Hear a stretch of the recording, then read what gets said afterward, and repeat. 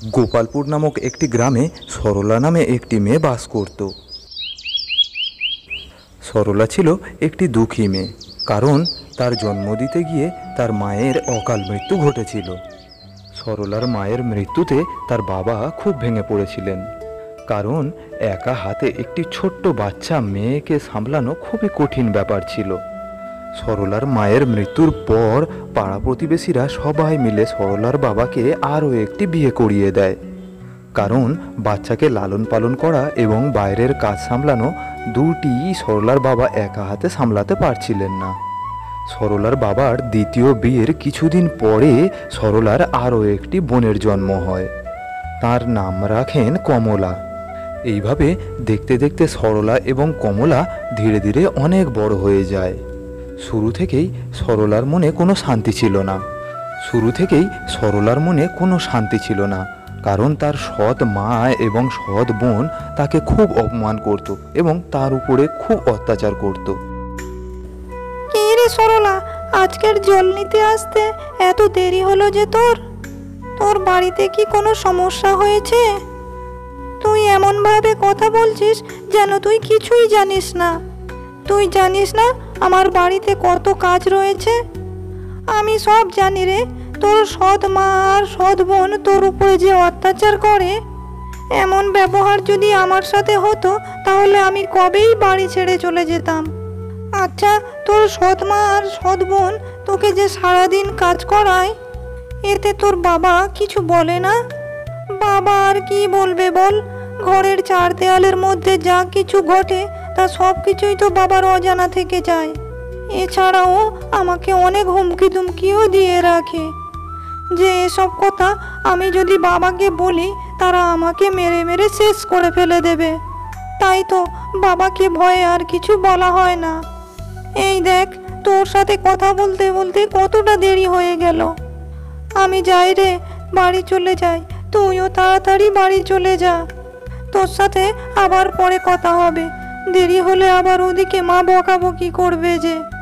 কি রে নবাব নন্দিনী, জল আনতে গেছিস তো সেই কোন ভোর সকালে, আর সবে জল নিয়ে আসার তোর সময় হলো? রান্নাটা বসাবি কখন? তোর জন্য কি আমরা সবাই না খেয়ে মরবো? আর তুই তো তাই চাস, আমরা না খেয়ে যেন তাড়াতাড়ি মারা যাই, আর তুই এই সংসারে রাজত্ব করতে পারিস। মা, দেখো দেখো, এই অসভ্য মেয়েটা এখনো কেমন ড্যাব ড্যাব করে তাকিয়ে রয়েছে। এখনো যাচ্ছে না মা রান্না বসাতে। ওকে দেখলেই আমার গাটা একদম জ্বলে যায়। কি অসভ্য একটা মেয়ে, ঠিক মতো একটা কাজও করতে চায় না। মা, আমার খুব জোরে খিদে পেয়েছে, তুমি বলো ওকে তাড়াতাড়ি গিয়ে রান্না করতে। মা, কমলা, তোমরা একদম চিন্তা করো না, আমি এখনই গিয়ে রান্না বসিয়ে দিচ্ছি। আমি সব সবজি কেটেই জল আনতে গিয়েছিলাম, এখন শুধু রান্নাটা চাপালেই হয়ে যাবে।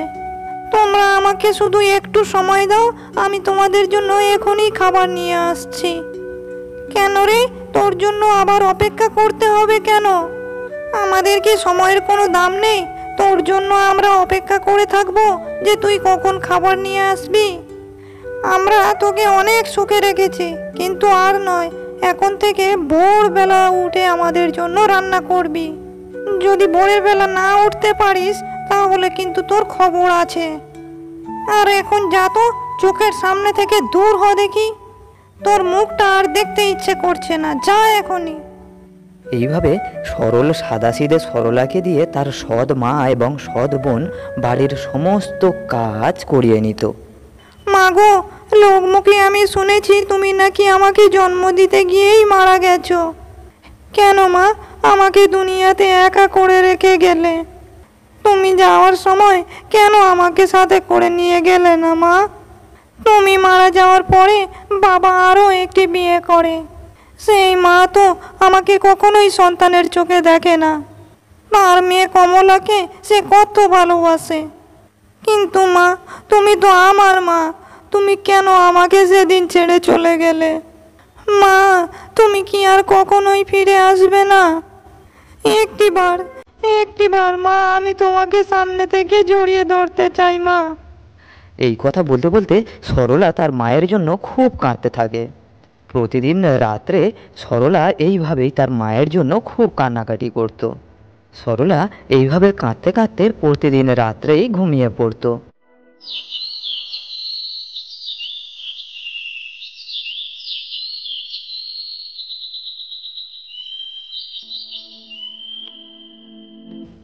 গিন্নি, আমি কয়েকদিন কাজের জন্য শহরে যাচ্ছি। তুমি কমলা আর সরলাকে দেখে রেখো, আর সবাই সাবধানে থেকো, কেমন? আর শোনো, তোমাদের কার কি প্রয়োজন আমাকে বলে দাও, আমি শহর থেকে ফেরার সময় নিয়ে আসবো। বাবা, তুমি আমার জন্য দামি দামি পোশাক আর অনেক ভালো ভালো সাজ সরঞ্জাম নিয়ে আসবে। আর একটা সোনার চুড়িও নিয়ে এসো আমার জন্য, বুঝেছো? ও হ্যাঁ, আর সাথে এক জোড়া নূপুর নিয়ে এসো আমার জন্য। আমার নূপুর জোড়া দুটি খুবই পুরনো হয়ে গেছে। এগুলি নিয়েই কিন্তু তবেই তুমি বাড়িতে আসবে, তা না হলে আমি কিন্তু তোমার সাথে কথাই বলবো না।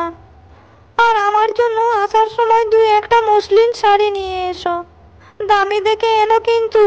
আর হ্যাঁ, কানের জন্য দুই এক জোড়া সোনার দুলও নিয়ে এসো।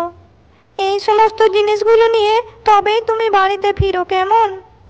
আর মা সরলা, তুই যে কিছু বললি না, তোর জন্য শহর থেকে কি নিয়ে আসবো মা, বল?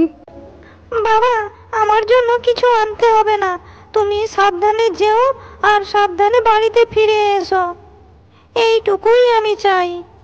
সময় মতো খাওয়া দাওয়া করো বাবা, ছোটবেলায় মাকে হারিয়েছি, আর তোমাকে হারাতে চাই না।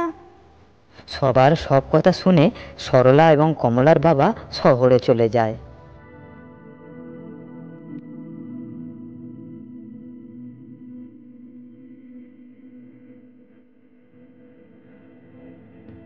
কি রে মপুরি, তুই এখনো এখানে দাঁড়িয়ে দাঁড়িয়ে কি তামাশা দেখছিস? যা এখনই পুকুর থেকে গিয়ে কাপড়গুলো কেচে নিয়ে আয়। আমরা দুজনে তো কত কিছু চাইলাম, আর তুই কি জন্য কিছু চাইলি না সেটা আমরা খুব ভালো মতো জানি। ভাব দেখলে আর বাঁচি না, নিজেকে কি ভাবিস? সত্যবতী সাবিত্রী সাজতে চাস? মা, ওকে তুমি দুদিন খেতে দিও না, দেখবে ওই ভাব এমনিতেই ছেড়ে যাবে। যা যা, আমার কাপড়গুলো তুই ভালোভাবে কাচবে, আর যদি একটু ময়লা থাকে তাহলে তোর পিঠের চামড়াটাও আর থাকবে না। না কমলা, তোমার কাপড়গুলো আমি খুব ভালোভাবে ধোবো, তাতে একটু ময়লা থাকবে না। তুমি একদম নিশ্চিন্তে থাকো।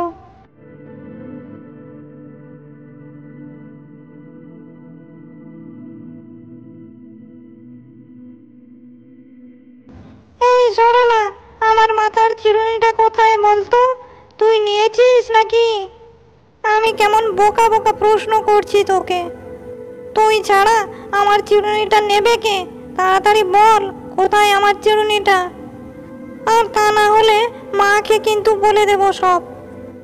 আমি তোমার চিরুনি কেন নিতে যাব কমলা, বলো? তুমি হয়তো মনের ভুলে কোথায় রেখে দিয়েছো, একটু ভালো করে মনে করে দেখো যে কোথায় রেখেছো চিরুনিটা। আজ সকালে ঘর পরিষ্কার করার সময় তোমার হাতেই তো দেখেছিলাম চিরুনিটা। তুমি একটু ভালো করে মনে করে দেখো। কি, তোর এত বড় সাহস? তুই আমার মুখে মুখে তর্ক করা শিখেছিস? দাঁড়া তবে, আমি এখনই মাকে ডেকে আনছি, তোর এর একটা বিচার হবে। আমার চিরুনিটা চুরি করে নিয়ে নিয়েছিস, আমার মুখে বড় বড় কথাও বলছিস। এইভাবে কমলা সরলাকে অনেক হুমকি ধুমকি দিয়ে সেখান থেকে চলে যায়। এই, তুই নাকি আমার মেয়ের চিরুনি চুরি করেছিস? তোর এত বড় স্পর্ধা কে দিয়েছে? আজকে তোর সাথে একটা শেষ বোঝাপড়া হবে। হয় এই বাড়িতে তুই থাকবি, আর তা না হলে আমরা থাকবো। দুবেলা গান্ডে পিণ্ডে খেয়ে আর কাজের বেলা শুধু ফাঁকিবাজি। তোর আজকের সেই ফাঁকিবাজি আমি বের করব। আর আমার মেয়ের মুখে মুখে তর্ক করা আজ সব তোর সুদে আসলে পুষিয়ে নেব। দাঁড়া, আমার সাথে উঁচু গলায় কথা বলার পরিণাম তুই এবারে হাড়ে হাড়ে টের পাবি। মা, ওকে মারো, তুমি মেরে মেরে ওকে একদম শেষ করে দাও। আমার কথাটা তো তোমরা একবার শোনো, আমি নির্দোষ, আমি কিচ্ছু করিনি, আমাকে তোমরা বিশ্বাস করো। তারা সরলার একটাও কথা না শুনে তারা দুজনে মিলেই সরলার উপরে খুবই নির্মমভাবে মারধর শুরু করে। তারা মা মেয়ে মিলে সরলাকে প্রচণ্ড মারধর করে তাকে রক্তাক্ত করে। প্রচণ্ড মারধরের ফলে সরলা সেখানে অজ্ঞান হয়ে যায়। এরপরে মা মেয়ে মিলে একটি লোককে অনেক টাকা দিয়ে ভাড়া করে, যারা সরলার নিথর দেহটি একটি জঙ্গলে ফেলে দিয়ে আসবে। এরপরে সেই ভাড়া করা লোকটি মা মেয়ের কথা মতো সরলার দেহটি একটা ভয়ানক জঙ্গলে রেখে দিয়ে আসে। বেশ কিছুক্ষণ পরে সরলার জ্ঞান ফিরে আসে। তখন সরলা দেখতে পায় সে একটি ভয়ানক জঙ্গলে আটকে রয়েছে। আমি এটা কোথায় চলে এলাম? এ তো একটা ভয়ঙ্কর জঙ্গল। আমি এখান থেকে বেরোবো কি করে? হে ওপরওয়ালা, আমাকে কেন এত কষ্ট দিচ্ছ? ইস, আমার গায়ে এত আঘাত, খুব ব্যথা করছে সারা শরীরটা। এইভাবে আরও কিছুক্ষণ কেটে যায়। হঠাৎ সরলার চোখ যায় একটি প্রদীপের উপর। এই গভীর জঙ্গলে এই চকচকের প্রদীপটি কে রেখে গেল? এই কথা ভেবে সে প্রদীপটির কাছে এগিয়ে যায় এবং প্রদীপটিকে হাতে করে নেয়। প্রদীপটা দেখে সরলা খুব অবাক হয়ে গিয়েছিল, কারণ প্রদীপটা সোনার মতো দেখতে ছিল।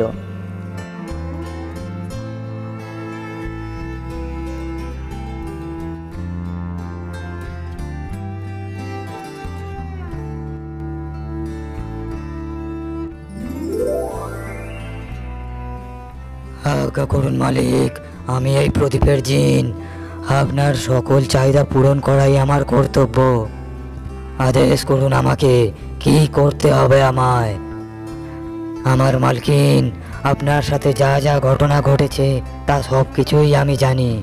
আপনার জন্য কিছু করতে পারলে আমি নিজেকে ধন্য মনে করব। সত্যি যদি তুমি আমার জন্য কিছু করতে চাও, তাহলে সর্বপ্রথম আমার গায়ের ক্ষতগুলো ঠিক করে দাও। আমার যে খুব ব্যথা করছে। তাই হোক মালকিন। তোমাকে অনেক ধন্যবাদ প্রদীপের জিন, তোমার জন্য আমি ব্যথা থেকে মুক্তি পেলাম।